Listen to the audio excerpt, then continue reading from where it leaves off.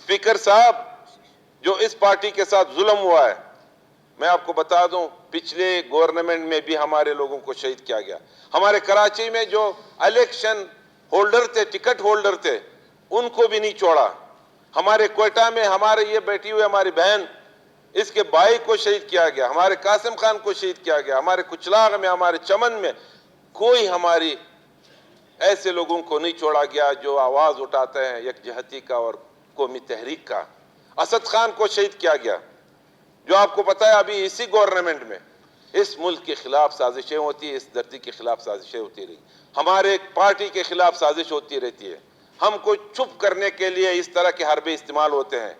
लेकिन ये अगवाकार जो है, जिधर से भी आए, जहां से इनको सपोर्ट मिलती है, जहां से उनको बताना चाहता हूं किस तरह के हथकंडों से अपने आप को मुबरा कर दे, ना करे ये चीजें। अगर करने तो गैरत की तरह आ जाओ, सामने आके लड़ो, सामने आके इस पार्टी के खिलाफ लड़ो, तो पता चल जाएगा कि कितनी गैरत है।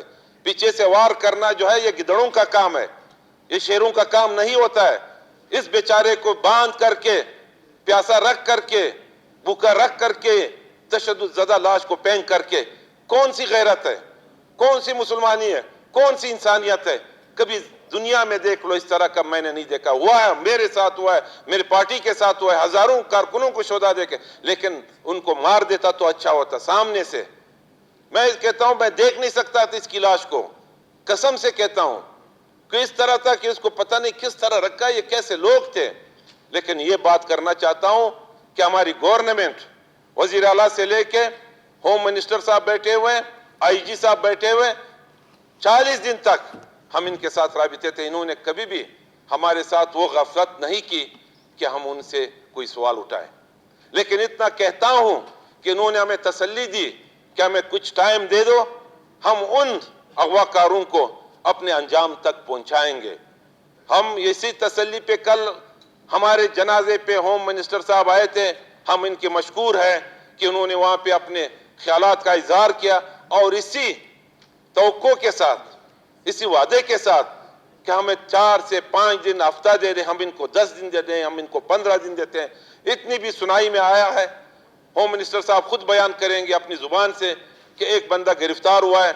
शायद मुझे कुछ तफसील, क्योंकि गवर्नमेंट लॉ इन्फोर्समेंट एजेंसियों का अपना तरीकाकार होता है, हम उन चीजों में ज्यादातर इसलिए अंदर नहीं जा सकते हैं कि जब तक उनका रिजल्ट आएंगे तो पता, फिर उनसे पूछेंगे। अगर ना आ जाए फिर भी पूछेंगे। अगर हम पहले पूछेंगे, बताएंगे, तो कहते हैं आपसे ये जो है राज आउट हुआ, अफशा हुआ, आपकी वजह से हमें नुकसान हुआ।